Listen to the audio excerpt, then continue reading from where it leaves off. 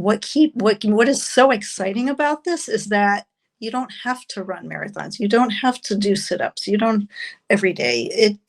Your body wants to be this way, and you just have to give it the fuel that it needs to be in its perfect state. Donna, how did you find carnivore? Well, Dave, around about 2021, I I was listening to a YouTuber called Ivor Cummins, and he's a well-known um, voice during the recent unpleasantness that we all experienced. And in listening to his videos, I learned about he spoke to insulin resistance and insulin sensitivity, and that really um, it made a lot of sense to me. And I subsequently got his book, and I read his book, and it had a lot of the nitty gritty biological explanations of what sugar does to the metabolism of fat and carbohydrates. And it just struck a nerve, because I had gained our COVID-15 or 20, from, and I was uncomfortable. So I did eliminate sugar for several months and had a wonderful effect. And I did that for probably 6 months throughout 2021.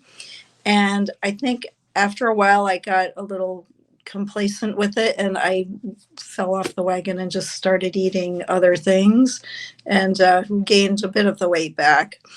And but I kept going back to that theory that the carbohydrate and the sugar intake has a profound effect on every aspect of our body, and that's what I'm really interested in, is the physiology of it. So after listening to him, then that would connect me to um, other. I'm mostly a YouTube person, so I was getting all kinds of people that are well known, including yourself. And eventually I decided, I think I need to just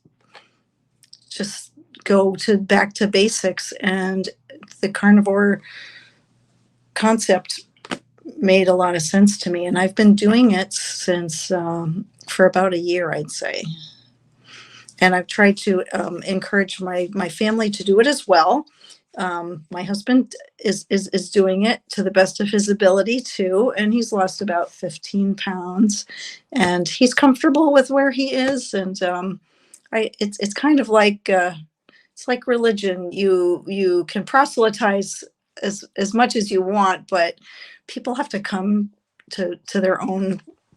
They have to have the need and the desire to change, and to kind of see the logic of it. So that's I do get on a soapbox occasionally with people, but then I have to remember to not try to sell it too hard. But you live by example. In that time, in 1 year, so what, December 2022? Hmm. Yeah. So since December 2022, what's happened as far as how you feel, or the changes that you've gone through? I've always been a runner, and I consider myself an athlete, but casual. But I always had parts of my body that I could never lose. There was no amount of miles I could run, and that particular pot would never go diminish. And once I started eliminating carbohydrates from my diet, and also moderate exercise, that particular area melted away.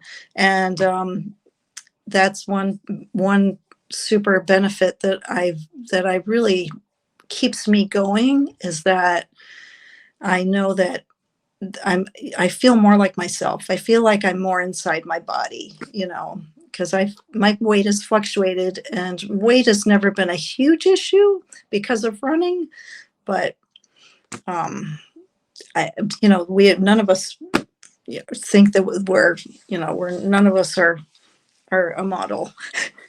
So, um, so the in the last year, I feel like I have more energy than anybody else around me, including younger folks, and I have more energy. My menopausal symptoms of the night sweats and whatnot have diminished or been eliminated. I no longer suffer from that.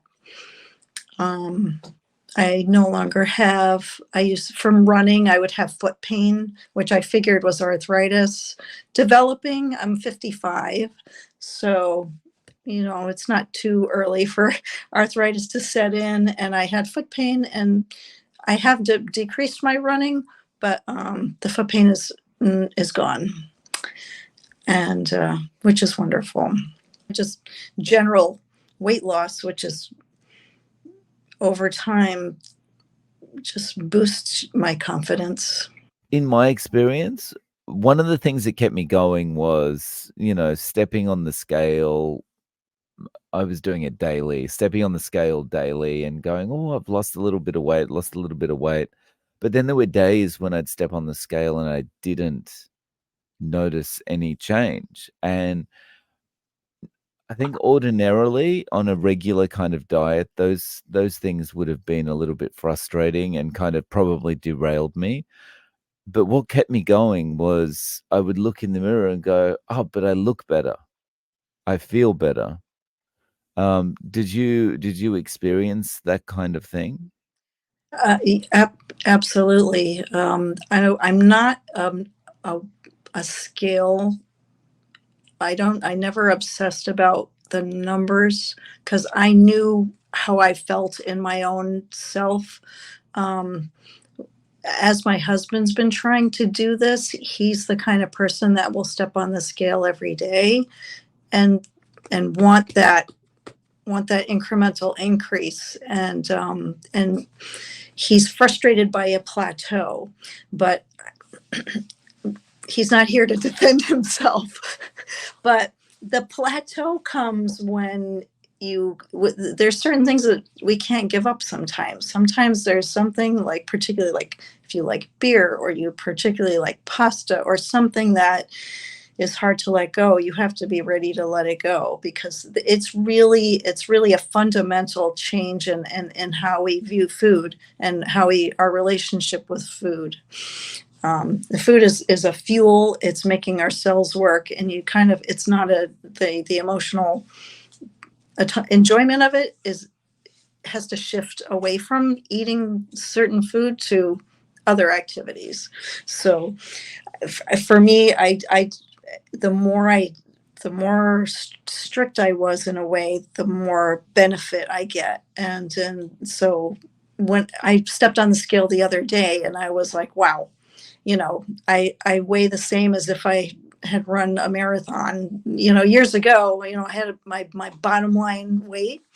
And I was like, I'm there, and I don't run marathons anymore. So what is so exciting about this is that you don't have to run marathons. You don't have to do sit-ups. You don't every day.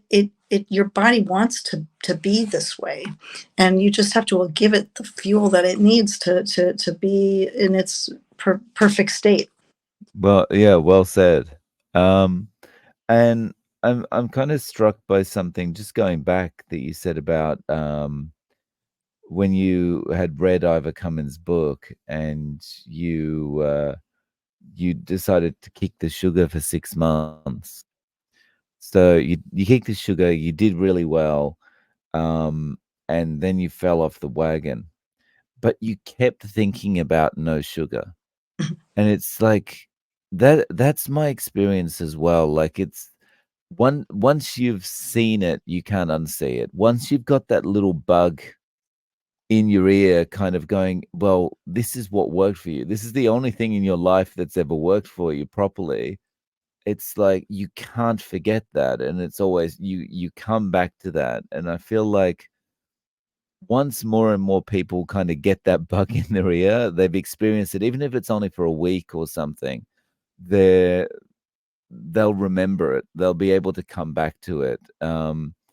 And I, I think it's only a matter of time before the dominoes start falling further, and more people get involved in this. What do you think about that? Absolutely. It's this is what we're doing now is we're planting the seed of a new, a realization that everything that we've been told for the past 30, 50 years is not necessarily correct. And that we have to just be living examples of the new way, the proper way of eating. And I I never forget it. Even if I go off the rails and have this a treat, I know that I'll feel better when I get back on the train. And I have to say that it's done things to my body that I thought would never ever happen.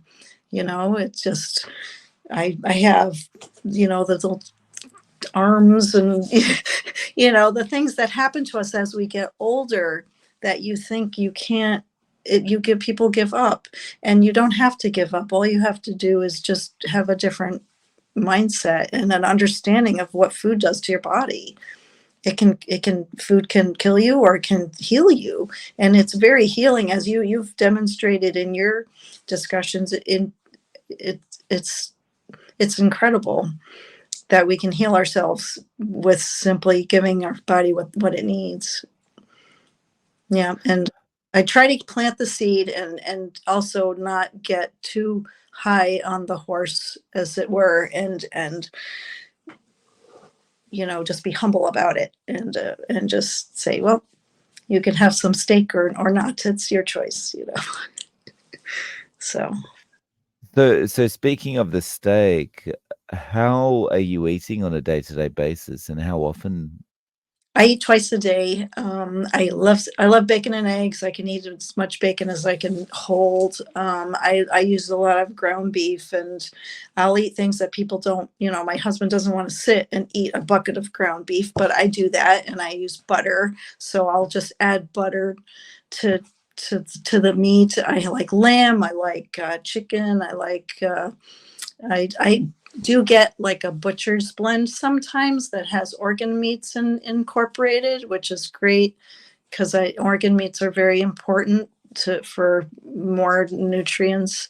I typically, and I think what's really liberating about this is that it's delicious, and you think it's such a sinful thing to do is to eat a half a pound of bacon in a sitting. But I know that if I'm not eating sugar, this is doing good things for my body. It's not doing bad things for my body. So it's kind of it's like a cognitive dissonance. You're trying to believe two things, like eating this fat is good for me. Yeah, and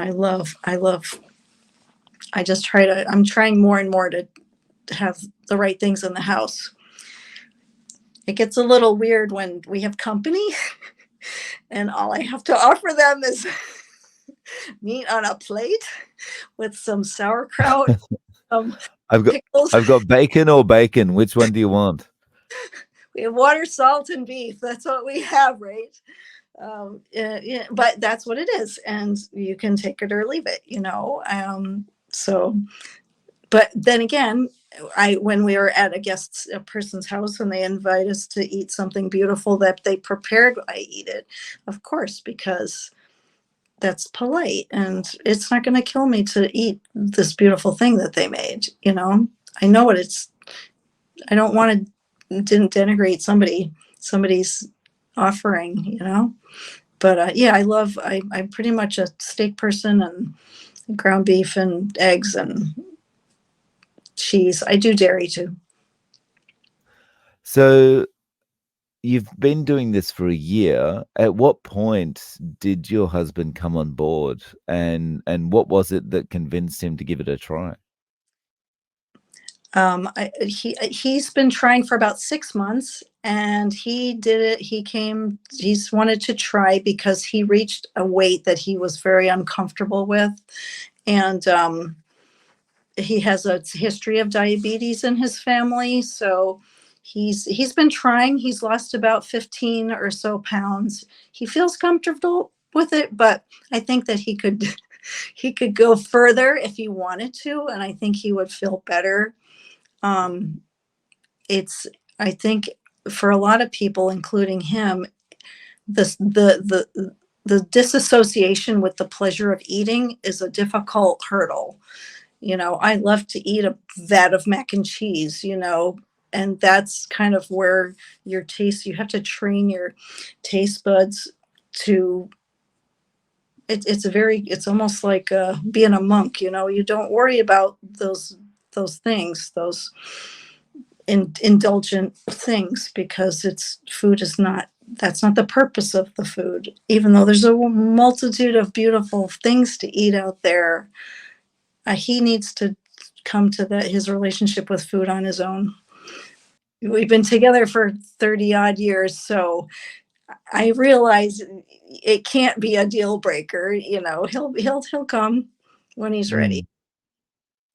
That's an interesting point, where you talk about, it's not the importance of food is not, not the indulgence part of it. It's the nutritional aspect, right? And we do have to kind of divorce those things.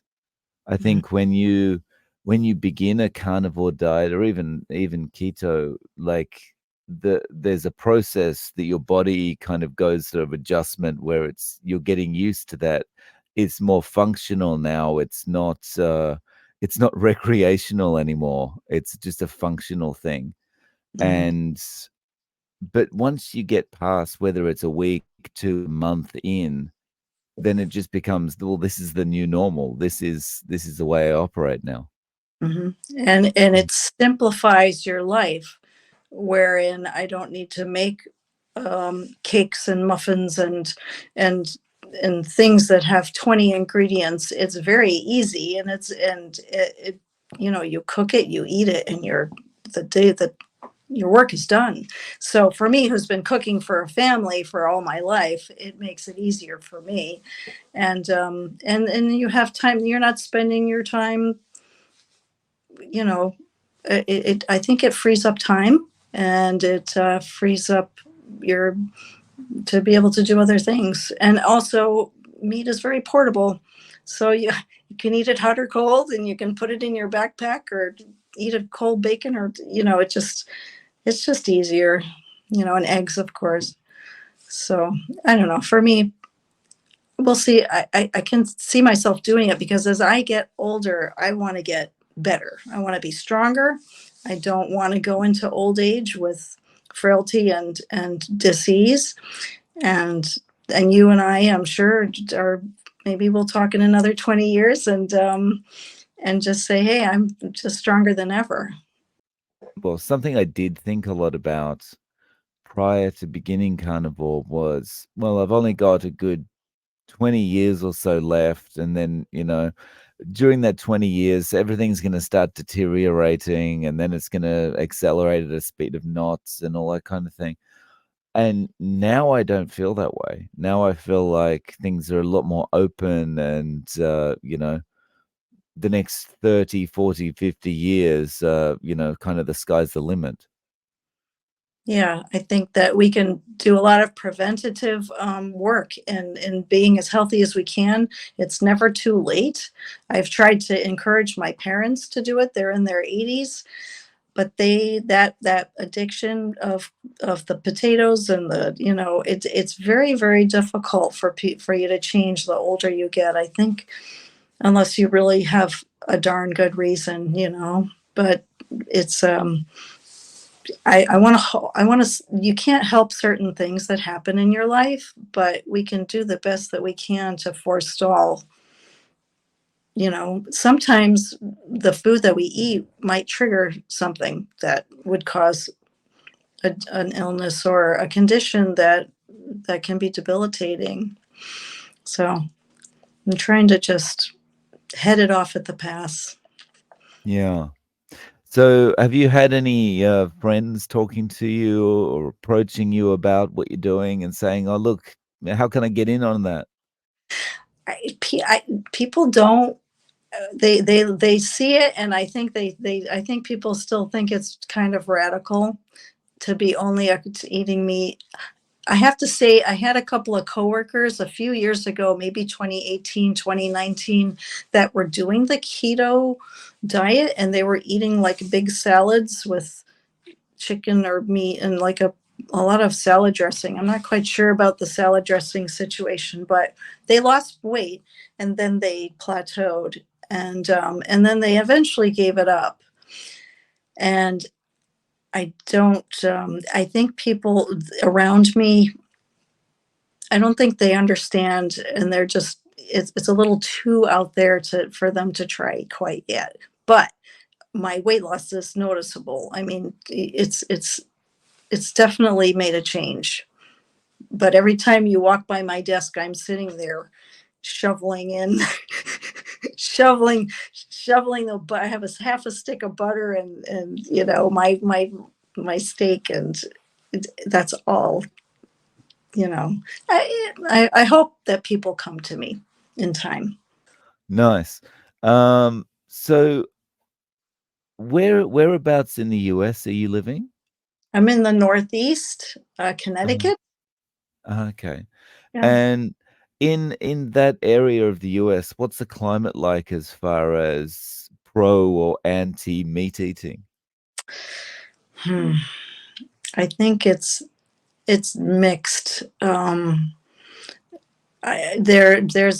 think it's probably 50-50 because to be honest, I was a vegan from like 2016 to 2019. I was a vegan, and at one point I decided that I just don't feel that great, and I just stopped being a vegetarian and never looked back. Um, but I don't know too many. I know a few vegetarians, but predominantly people do the standard American diet around me. I don't see too many people doing the carnivore thing. So, just out of interest, just to clarify, Mm. um, vegan or vegetarian Me, for the 3 years? I tried it. No, Vegan. no eggs. I said eggs are bad for you. Butter is bad. I kind of went down that path. I'm not sure why, but eventually I tired of it, Oh, and I I I felt better. As a runner, I didn't think I was fueling my body properly. So yeah, I imagine you'd be always feeling hungry? yeah, and there was just too many ingredients. You had to create things out of a million other things, gluten and just the spices, and it was fun, but it was a lot of work. And then I was making my own meal and making separate meals for my family, so I was cooking 3 times as much. So I got tired of it. So, Mm, and I feel I'm in better shape now than I was then. mm, Mhm. nice. Donna, do you have, Instagram or, YouTube or anything like that if people wanna reach out to you? My dog has an Instagram channel.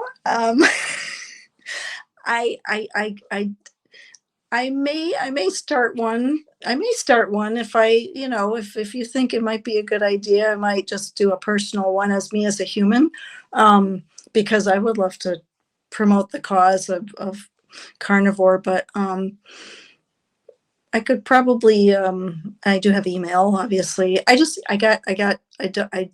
don't want to participate in too much social media, but um, I can certainly provide an email address for sure. Sure. Well, if you're happy for me to do that, I can link your email below so that if anyone wants to reach out, they can. Absolutely. Um, Donna, I appreciate you coming on and sharing your story. Thank you so much. Thank you, Dave. It's been really exciting to talk to you. I really love your channel and I watch it for a lot.